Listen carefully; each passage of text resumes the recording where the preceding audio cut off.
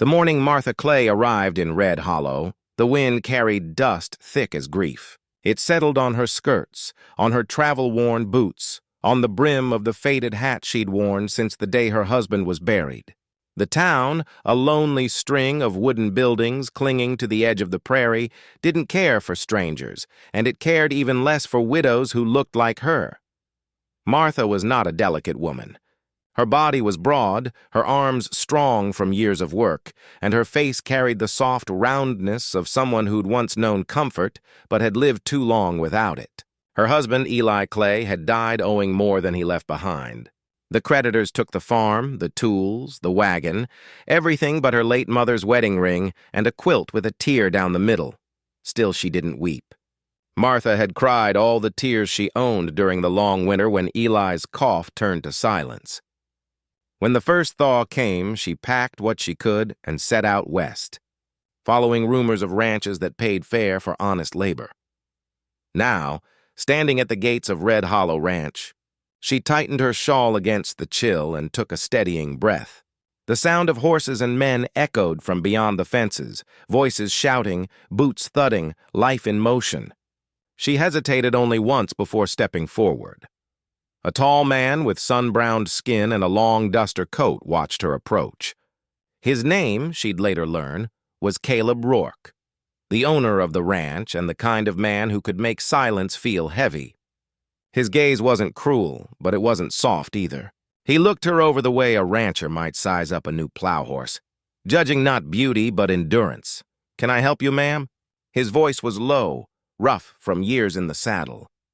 Martha straightened. "Name's Clay, Martha Clay. I'm looking for work, sir." He raised a brow. "Work? I can cook, clean, patch and mend. Don't need charity, just a fair chance." Her voice didn't waver, though her heart pounded. Behind him, a few ranch hands had stopped their chores to watch. One of them, a lanky man with hay-blonde hair, snickered under his breath. "Rourke, she looks like she'd eat more than she cooks." A flicker of heat rose in Martha's cheeks, but she didn't turn. She'd heard worse. Far worse, from people who used to call themselves neighbors. She clasped her hands in front of her and kept her chin high. Caleb's eyes flicked toward the man, silencing him with a glance. Then he looked back at Martha. "You've worked on a ranch before?" "No, sir. Farm, mostly. But work's work. I can learn." The wind tugged at her shawl, and for a moment there was only the sound of the gate creaking between them. Caleb studied her, the faintest hint of something unreadable crossing his face. He didn't see weakness. He saw a woman too proud to beg, too stubborn to quit. And maybe, though he didn't say it, a heart that hadn't broken all the way yet. "We've got a full crew," he said finally, though his tone was thoughtful, not dismissive. "No room for more hands." She nodded once, swallowing the tightness in her throat. "Then I thank you for your time." She turned to go, her steps slow but steady. Behind her, the laughter of the ranch hands stung sharper than the wind, but before she reached the road, his voice called out again. "Mrs. Clay!" She stopped. "You can cook, can't you?" She turned back, surprise flickering across her face. "Yes, sir, I can." Caleb nodded, his expression unreadable. "Then let's see if that's true." "The men'll eat at noon." And with that, Martha Clay, the widow who wouldn't beg, took her first step into Red Hollow Ranch, carrying nothing but her pride, her hunger, and the quiet fire of a woman determined to prove them all wrong. The kitchen at Red Hollow Ranch was nothing like the one Martha Clay had known on her farm. Here, the walls were blackened with years of smoke, the iron stove hissed and clanged like an animal alive, and the shelves sagged under sacks of flour and tins of beans. But to Martha it was heaven, a place with purpose. She'd spent the morning moving like a ghost, learning where things were, what the men liked, and how much coffee a dozen ranch hands could swallow before noon. When Caleb Rourke appeared in the doorway, the light from outside caught the dust in his hair, making it look almost silver. He stood there a moment, silent, watching her roll dough across the counter with steady hands. "You sure you've never worked a ranch before?" he asked finally. Martha didn't look up. "No, sir. But a kitchen's a kitchen, whether it's for 1 or 12. Caleb nodded, stepping closer. He wasn't the kind of man who filled silence with talk. When he spoke, it was to say what mattered and nothing else. "The men can be rough. Don't take what they say to heart." I've got thicker skin than most, she said simply, setting a pan by the stove. You don't live through what I have without it. Outside, the sounds of boots, laughter, and whistling filled the air. The ranch hands were coming in from the fields. One by one, they crowded around the long wooden table, sniffing the air like wolves. Smells like real food for once, one muttered. Hope she made enough. Martha served them in silence. Plates of biscuits, gravy, and fried potatoes, the kind of meal that filled bellies and softened moods. They ate like they hadn't seen a decent meal in months. For a while, the only sound was chewing and the scrape of forks on tin plates. Then the blonde ranch hand, Hale, she'd learned, spoke up with a smirk. Guess we won't starve after all. Didn't figure a woman like her could move fast enough to cook for us. The table erupted in laughter. Martha didn't flinch, didn't blush, didn't even frown. She only looked at him, calm and unbothered. You'll eat faster if you close your mouth, Mr. Hale, she said evenly. The laughter turned uneasy. Caleb looked up from his plate. His expression didn't change, but his voice came sharp as a whip.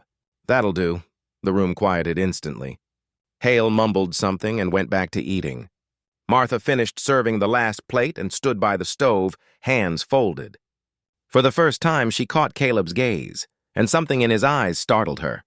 It wasn't pity. It wasn't amusement. It was respect, quiet, and clean as sunlight through glass. After the meal, while the men returned to the fields, Caleb lingered by the door. They'll come around, he said softly. Men like that only laugh when they're afraid of being shown up. Afraid of a cook, sir? He gave a small shrug. Afraid of being proven wrong? Martha smiled faintly.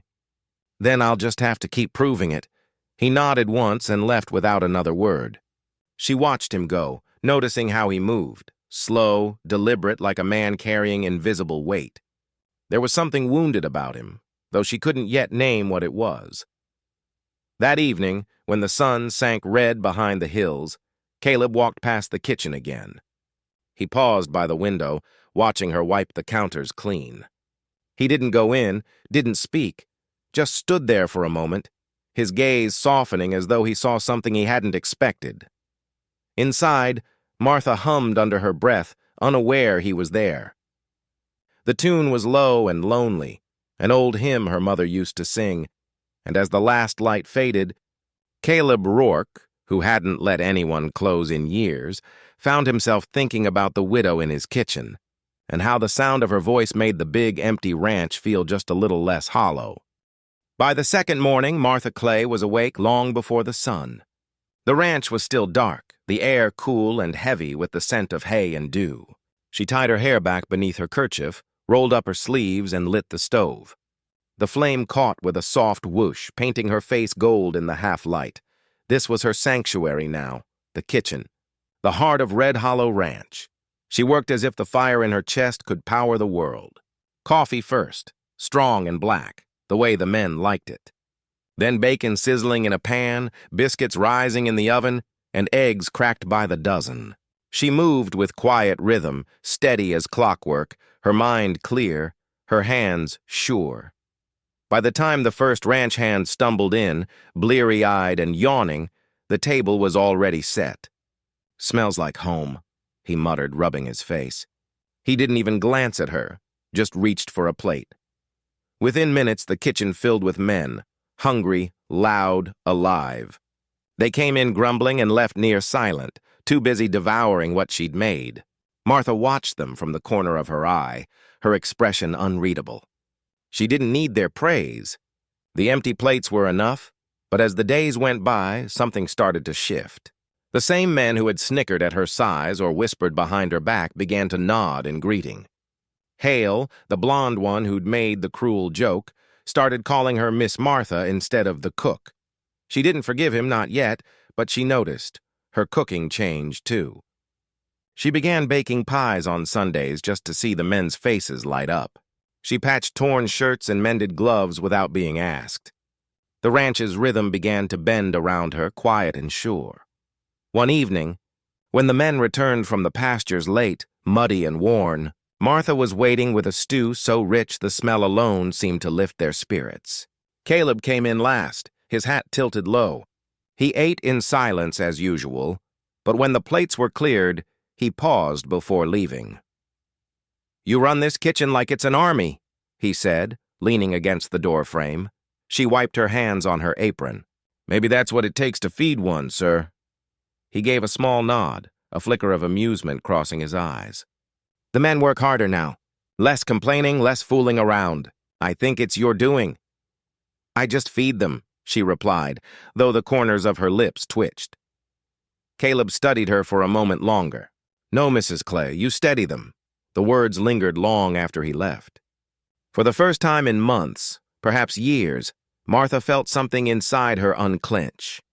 She didn't know what to call it, but it was warm and unfamiliar. Later that night, when the ranch was asleep, she stepped outside. The moonlight stretched across the fields, silvering the fences and the horses in the corral. The wind carried the faint murmur of coyotes. She breathed it all in, the vastness, the stillness, the strange, fragile peace of belonging somewhere again. Behind her, she heard a door creak. Caleb stood at the porch, his shadow long against the earth. "You don't rest much," he said softly. "Never had much time for resting," she replied, without turning. He came to stand beside her, his hands in his pockets. "You do good work, Martha." She looked at him then, her eyes steady. "That's all I've ever wanted, to do good work." He nodded, his gaze fixed on the horizon. "You're doing more than that."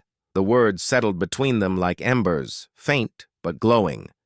Neither spoke again, but something had changed, something small and invisible, yet real as breath.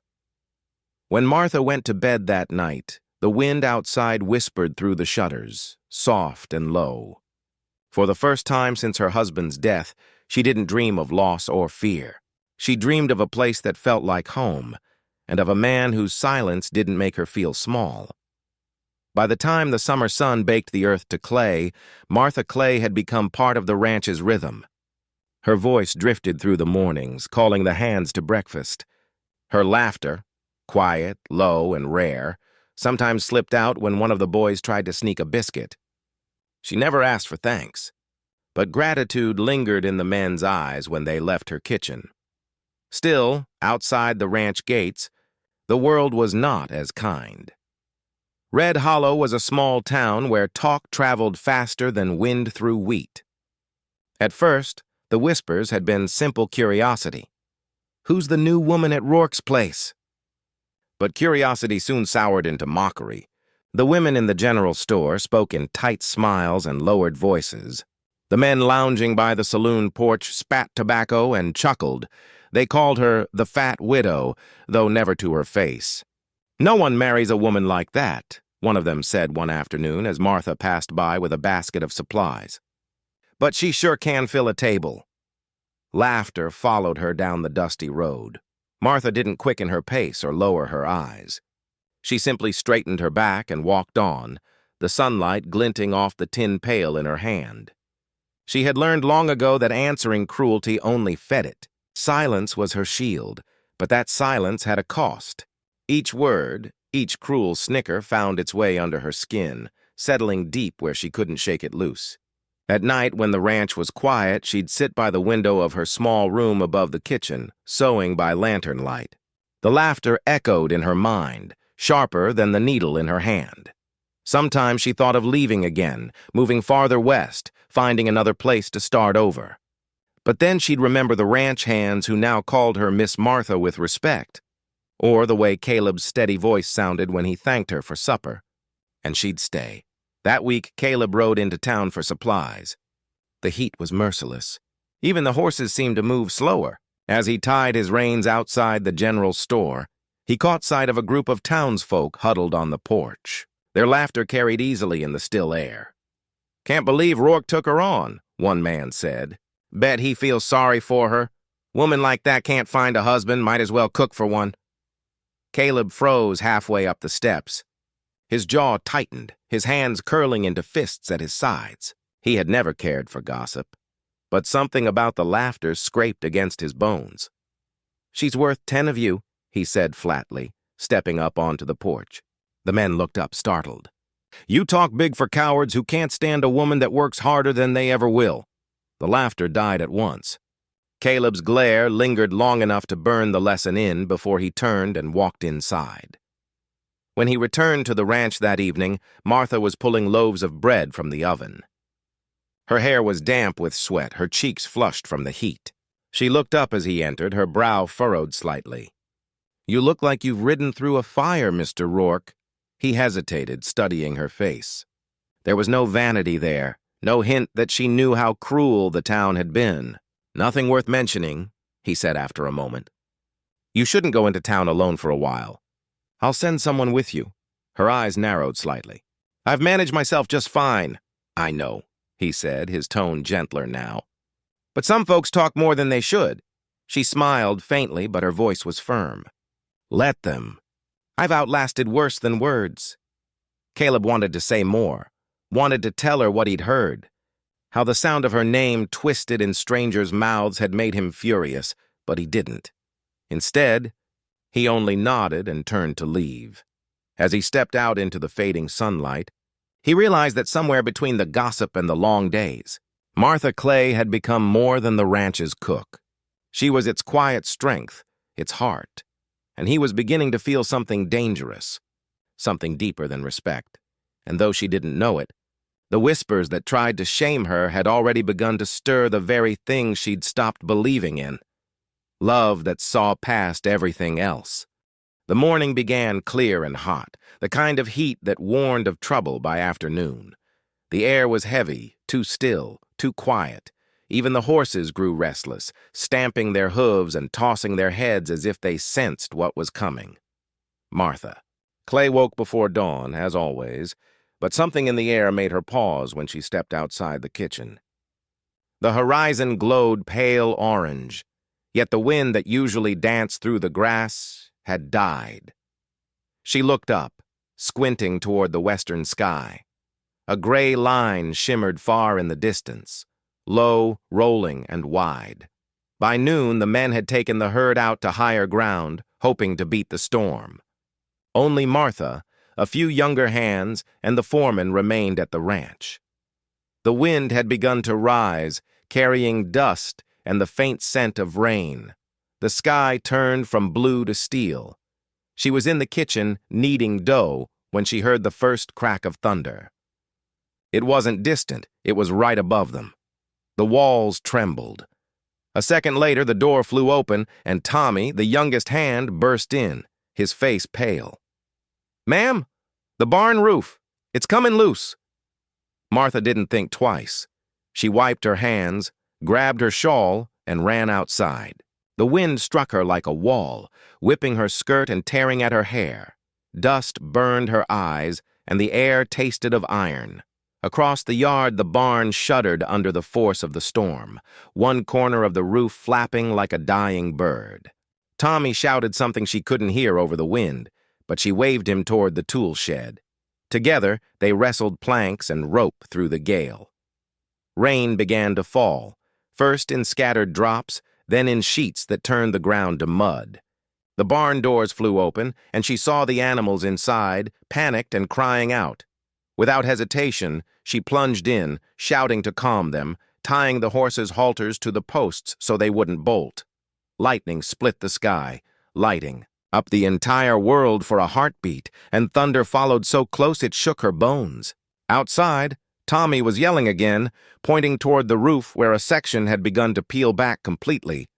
Martha climbed the ladder without waiting. Her skirts were soaked and heavy, her hands raw from gripping the rungs. But she didn't stop. She threw her weight against the loose beam, pressing it down, fighting the wind as if it were a living thing. The rain stung her face. Her arms screamed from the strain. The rope slipped once, slicing her palm, but she gritted her teeth and pulled again. Somewhere beneath her, she heard Tommy shout, then another voice, deeper, commanding. "Caleb." He had returned from the pastures early, soaked through, his coat plastered to his shoulders. When he saw her on the roof, fury and fear collided in his chest. "Martha, get down from there." But she didn't. She was too close to finishing, too stubborn to stop. The beam finally settled into place with a loud crack as she tied the last knot. Then, and only then, Did she try to climb down? Her boot slipped on the slick wood. Caleb lunged forward just in time, catching her as she fell the last few feet. She landed hard against him, both of them drenched and breathless. "Are you out of your mind?" he shouted over the rain. She coughed, half laughing, half gasping. "The roof's still standing, isn't it?" He stared at her for a long moment, his chest rising and falling. Then his voice softened. "You could have been killed." She met his gaze, eyes bright despite the rain. "Wouldn't be the first time life's tried to break me, Mr. Rourke." Something in him cracked then, something he'd kept sealed for years. Without a word, he gathered her into his arms and carried her back toward the house. The storm raged around them, but in that moment, all he felt was her heartbeat, strong and steady against his chest. When he set her down by the fire, she looked up at him, her wet hair clinging to her face. For the first time, he didn't see the widow who worked herself to the bone or the woman the town mocked. He saw Martha Clay, brave, fierce, and alive. And though neither spoke it aloud, the storm had changed something between them forever. When Martha Clay awoke, the world was quiet again. The storm had passed, leaving behind the clean scent of wet earth and a stillness that felt almost holy. For a long while, she didn't know where she was. The last thing she remembered was the crash of thunder, the sting of rain, the feeling of falling, and then arms catching her. She blinked, realizing she lay beneath a thick quilt in the small parlor, her ankle propped on a pillow. The fire burned low in the hearth, and someone had set a cup of tea beside her on the table. Her body ached as though she'd wrestled the storm itself, and maybe in some way she had. When the door creaked open, Caleb Rourke stepped in. His hat was gone, his shirt half unbuttoned, sleeves rolled to his elbows. He looked tired, bone-tired, but his eyes were fixed on her, sharp and searching. "You're awake," he said softly, as if afraid to disturb the quiet. She tried to sit up. "How long?" "Half the night," he answered. "You passed out cold after I brought you in." Martha frowned, embarrassed. "I told Tommy I was fine." Caleb moved closer, kneeling beside her. "You weren't. You're lucky you didn't break your neck." Her lips twitched, a ghost of a smile. "You make it sound like I've done something foolish." He met her eyes then, and for the first time there was no sternness there, only something softer, heavier. "You nearly got yourself killed saving my barn. I call that brave. Foolish comes second." The warmth in his voice startled her. She looked away, her hands fidgeting with the quilt. "It needed doing. I couldn't stand by and watch it fall." "You could have waited for help," he said. She shook her head slowly. "Waiting's never done much for me." Caleb exhaled, running a hand through his damp hair. "You've got more grit than most men I've known, Martha." "Grit don't make a woman wanted, sir," she said quietly. The words slipped out before she could stop them. He froze. For a heartbeat, the fire popped, and the sound filled the silence. Then he said, his voice low and certain, "It should." She blinked, caught off guard. His gaze held hers, steady, unflinching. There was no pity in it, no kindness offered out of duty. It was the look of a man seeing someone truly, maybe for the first time.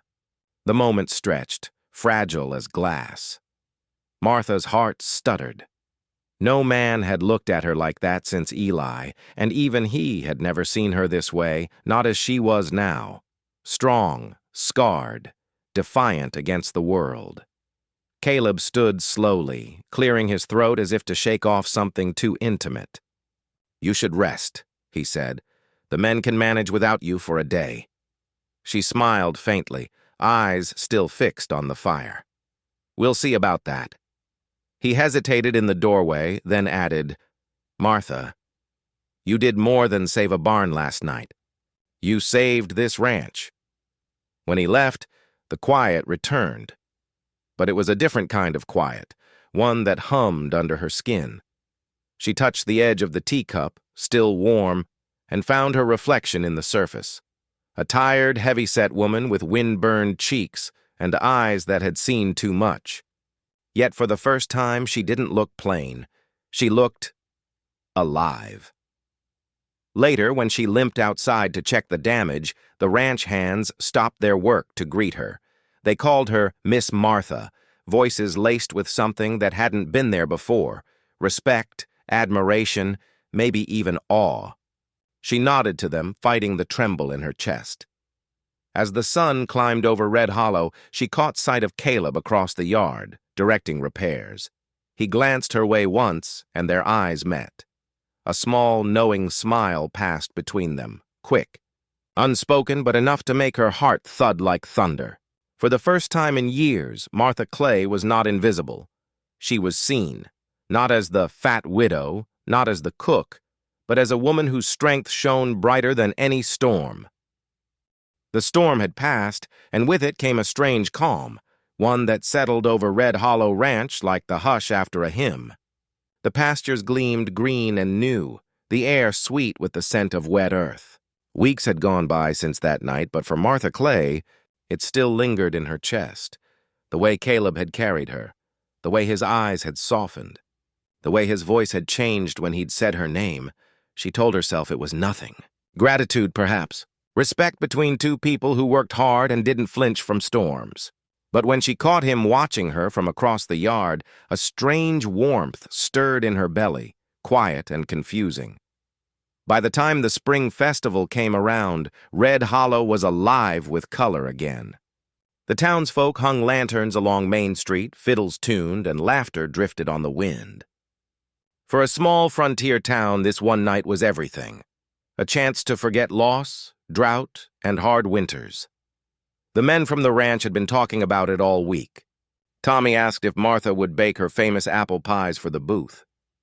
She agreed, smiling a little. Baking she could manage. Dancing, no. That belonged to another life, a younger woman, a slimmer one, before grief and hunger carved her into something practical. When she arrived at the festival grounds that evening, her blue gingham dress fluttered lightly in the breeze.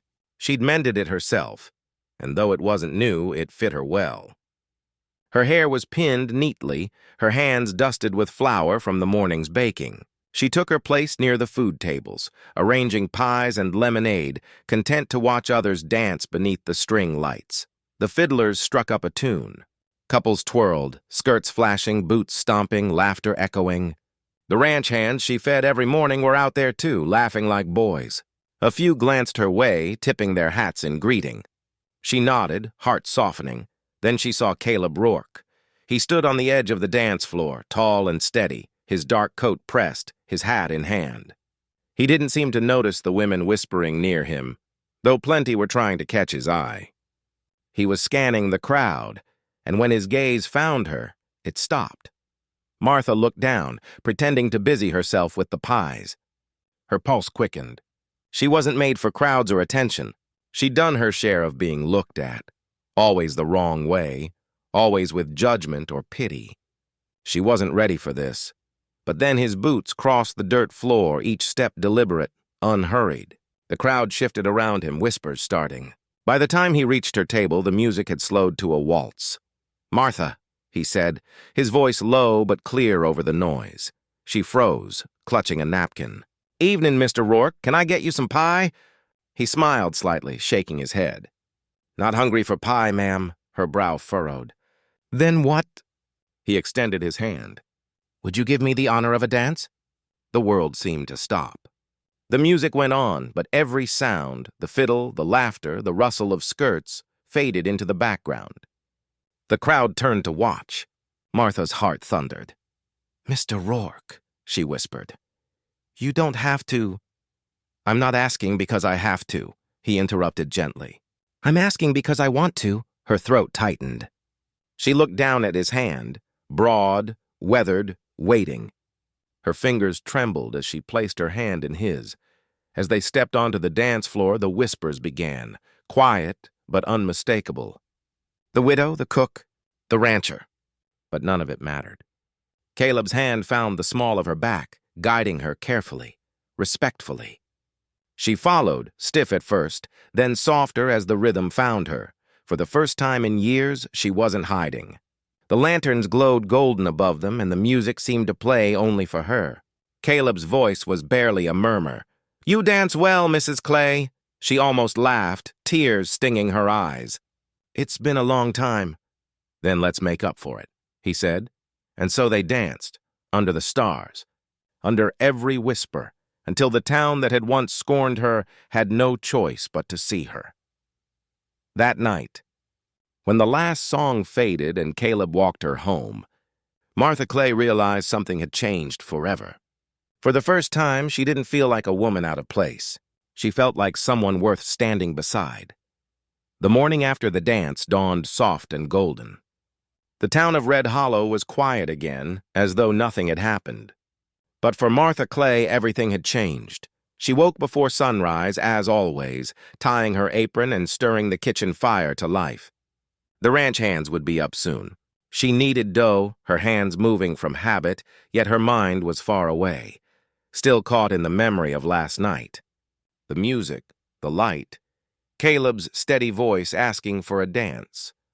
No one had ever asked her like that before. Not out of pity, not out of duty, but with respect, gentle, sure, and real. When he'd walked her home afterward, neither of them spoke much. The path was quiet, the crickets loud. At her porch, he had tipped his hat and said softly, "You looked right at home out there, Martha." Then he'd turned and left, leaving her heart pounding like it hadn't in years. Now, as dawn spilled over the hills, she tried to shake it off. Cowboys didn't mean much by kindness, she told herself. He was her employer, that was all. She'd worked too hard to start believing in dreams again. Still, when Caleb came into the kitchen later, her pulse betrayed her. "Mornin', Mrs. Clay," he said, removing his hat. "Mornin', Mr. Rourke." She didn't look up. "Keeping busy with the skillet." "I was thinking," he began, leaning against the doorway. "We could talk after breakfast?" She glanced up then, frowning slightly. "About the supplies?" "I already made a list." He smiled faintly. "Not about that." Her brow knit tighter. "Then about what, sir?" He hesitated, looking oddly uncertain for a man so used to command. "Let's just finish breakfast first." The rest of the morning passed in slow, taut silence. Martha served the men, cleared the dishes, and scrubbed the tables clean. Finally, when the last of the ranch hands had gone, Caleb motioned toward the porch. "Come sit, Martha. Please." She dried her hands and followed him out, uneasy. The porch overlooked the green spread of the ranch, the horses grazing, the fences mended after the storm. The sun warmed the boards beneath her feet. Caleb didn't sit right away. He stood at the railing, arms crossed, hat dangling from one hand. His eyes were fixed on the horizon. "I've been thinking a lot," he said finally, "about the ranch, and about you." Her heart jumped. She folded her arms, bracing herself. "About me, sir?" He nodded slowly. "This place wouldn't be standing if it weren't for you. You kept it running through the storm, through the sickness last winter, through more than I can count. The men respect you. He paused, then met her eyes. "I do too," she swallowed hard. "That's kind of you to say, but I'm just doing my job." He shook his head. "It's more than that, Martha. I'm offering you more than just a job." Her breath caught. "Sir?" He turned fully toward her now, his gaze steady but soft. "I'd like you to stay, not just as the cook or the housekeeper. As my partner, if you'd have me." The words seemed to hang in the air, heavy and impossible. She stared at him, stunned. Her mind went blank, her hands trembling. "Mr. Rourke, I don't understand." "I'm not asking for your labor, Martha," he said quietly. "I'm asking for your company. For you." Tears stung her eyes before she could stop them. She took a shaky step back. "You can't mean that. You could have anyone in town. Someone younger, prettier," he cut her off gently. "You think I haven't seen what you've done? The way you hold this place together, the way you care without asking for anything in return, that's the kind of woman a man builds a life with." She shook her head, trying to speak, but no words came. He stepped closer, his voice low. "I'm not offering out of pity. I'm offering because I've never met anyone like you. The world felt still. The only sound was the wind whispering through the grass. For a long moment, Martha couldn't breathe. No one had ever spoken to her that way. Not her late husband, not any man since. She felt something she hadn't dared feel in years. Hope, but hope was dangerous. It hurt when it broke. "Mr. Rourke," she whispered finally, her voice trembling, "you should think carefully before saying such things to a woman like me." He smiled faintly, eyes unwavering. "Martha, I already have."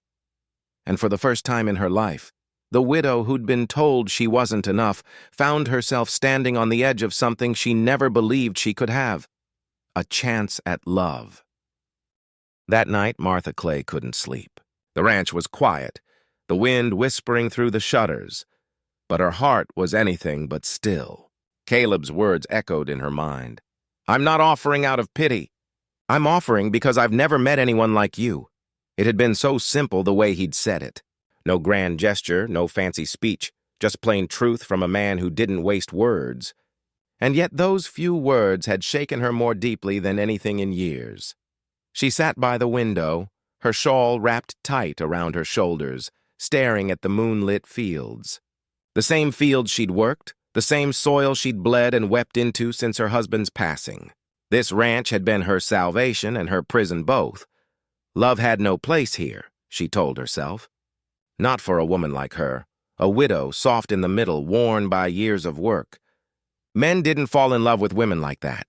They might need them, rely on them, but love, that was for girls with bright eyes and small hands, not for someone who carried grief and doe scars on her palms.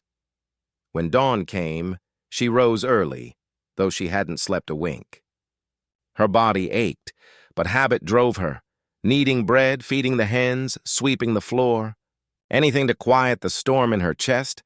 Caleb didn't come to breakfast that morning, nor at noon. He'd ridden out early, Tommy said, to check the far pastures. Martha nodded, saying nothing, but her stomach twisted with relief and disappointment both. The hours dragged. Every sound, the slam of the barn door, the creak of a saddle, made her heart jump. She hated herself for waiting. She wasn't some girl hoping for a proposal. She was a woman who'd learned to stand alone. Still, by evening, when Caleb's horse finally came up the trail, she found herself standing on the porch, wiping her hands on her apron, though they were already clean. He dismounted slowly, tipping his hat. "Evening, Martha." "Evening, Mr. Rourke," she said softly. Neither spoke for a moment. The air between them felt heavy, charged. Caleb's eyes searched hers, calm but patient. "Been thinking about what I said yesterday," he began. "So have I," she murmured, her voice barely above the wind. He nodded. "Didn't mean to trouble you. I know it came sudden." She looked away, her throat tight. "You didn't trouble me, sir. You just surprised me." "Then that's half the battle," he said gently, trying for a smile. "Can't say I'm a man used to surprises either." She almost smiled, then quickly looked down. "You're a good man, Caleb. Too good to tie yourself to a woman like me." He frowned, stepping closer. "What kind of woman is that?" "The kind people talk about. The kind they laugh at when she's not looking." Her voice trembled. "You don't know what they say in town, Mr. Rourke, about my size, my past, my husband." "I don't give a damn what they say," he interrupted firmly. "I've seen what's real. And what's real is you." Her eyes filled with tears, but she shook her head stubbornly. "You'll regret it. One day you'll look at me and wish you hadn't said those words. I'm not what you think I am." He studied her quietly, then spoke in that slow, steady way of his. "Martha, you think too much about what you ain't and not near enough about what you are." She blinked at him, startled. "You're strong," he said. "Kind. You've held this place together when I couldn't. You've got more heart than anyone I know. That's what I see when I look at you, not the rest." Her breath caught. For a long moment, neither moved. The setting sun painted his face in gold, and she could see he meant every word. But fear is a stubborn thing. It doesn't leave just because love knocks. "I can't," she whispered finally. "I'm sorry." Caleb's jaw tightened, but he didn't argue. He just nodded once, quietly, like a man who understood that some walls weren't built overnight and wouldn't come down easy. "All right," he said softly. "But I'll still be here. whether you take my hand or not." Then he turned, walking back toward the barn. Martha stood on the porch long after he was gone, her heart aching with a strange mix of sorrow and warmth. She'd refused him, not because she didn't care, but because she cared too much. Because somewhere deep down, she was still that widow everyone had dismissed, still the woman no one wanted. But that night, as she lay awake again, one thought kept her from sleep. What if just this once she was wrong about herself? 3 days passed, and each one felt longer than the last. Martha Clay went about her work as she always had, measured, quiet, efficient. But inside she was hollow. The rhythm that used to anchor her, mixing dough, hanging laundry, tending to the garden, now only reminded her of what she'd turned away. Caleb hadn't spoken to her beyond polite words since that evening on the porch. He wasn't cold, just careful. He gave her space just as he'd promised, and somehow that hurt more than anger ever could. Each night, she replayed his words in her head. "You think too much about what you ain't, and not near enough about what you are." They echoed louder than the creak of the windmill or the cry of the owls. By the 4th day, a storm was brewing again, one of those spring tempests that rolled down from the hills without warning. The sky darkened, the wind picked up, and the men hurried to secure the horses. Martha stayed in the kitchen, kneading dough, her thoughts restless. Then, through the growing roar of the wind, she heard shouting. Tommy burst through the door, dripping rain. "Martha!" "It's Mr. Rourke. He's out by the north fence." "The post snapped and one of the colts bolted!" She didn't think. She just grabbed her shawl and ran. The rain came down in sheets, the mud slick beneath her boots. She could barely see through the downpour, but she followed the sounds. Hooves, the clatter of wood, Caleb's voice calling to calm the frightened horse. When she reached him, he was knee-deep in mud, trying to untangle a rope from a fallen post while the colt thrashed beside him. "Caleb!" she shouted over the rain. "You'll get yourself killed!" He looked up, surprised to see her. "Get back inside."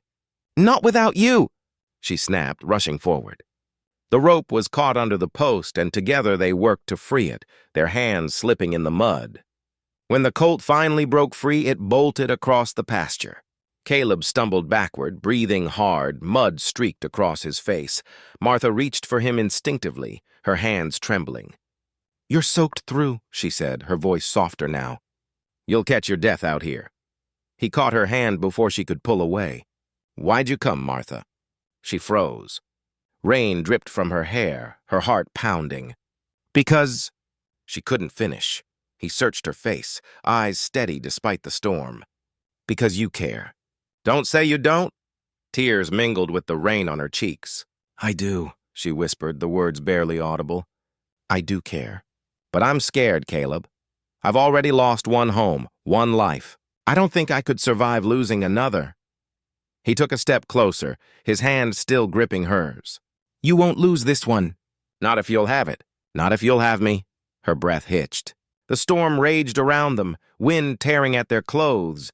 But in that moment, everything else disappeared.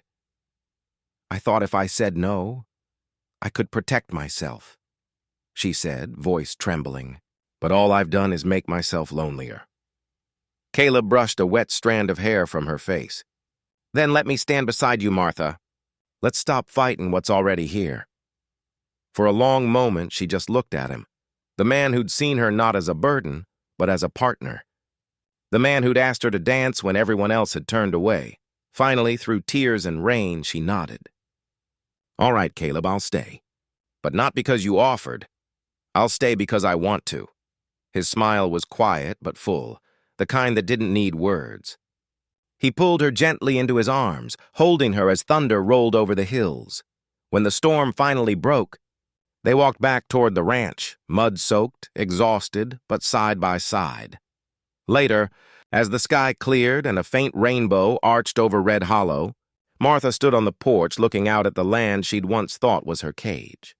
Now, it felt like home. She turned to find Caleb beside her, his hand brushing hers. "No one marries a fat widow, sir," she said softly, the old bitterness half smiling on her lips. He looked at her with that same steady gaze and replied, No one else had the sense to ask, and in that quiet golden hour after the storm, Martha Clay, once the woman no one wanted, finally found the courage to believe she was worth being loved,